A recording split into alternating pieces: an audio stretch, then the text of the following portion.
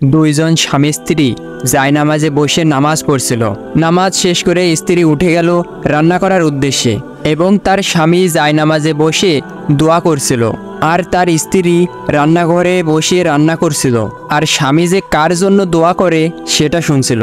স্বামী দুহাত করে আল্লাহকে ডেকে বলছে, ও আল্লাহ, আমার বন্ধুকে একটা বিয়ে করিয়ে দাও।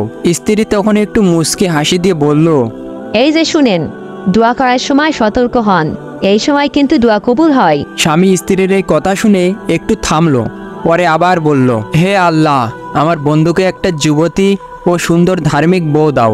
স্বামীর এই কথা শুনে স্ত্রী এবার রান্নাঘর থেকে ছুটে আসলো এবং স্বামীকে বকা শুরু করলো। স্বামী তখন বলল, আচ্ছা, তোমার সমস্যা কোথায়? আমি তো আমার বন্ধুর জন্য দোয়া করছি। তখন স্ত্রী বলল, হ্যাঁ, আমি সেটা জানি।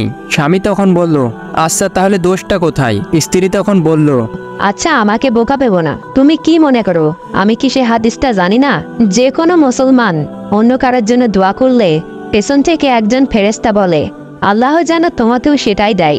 স্ত্রী বলল, তাহলে তুমিও চাও এমন একটা ধার্মিক সুন্দর বউ পেতে, তাই না? স্বামী তখন হাসতে হাসতে পাগল হয়ে গেল। বন্ধুরা, এমনটা কি আপনার সাথে কখনো হয়েছে? যদি হয়ে থাকে তাহলে কমেন্টে জানান।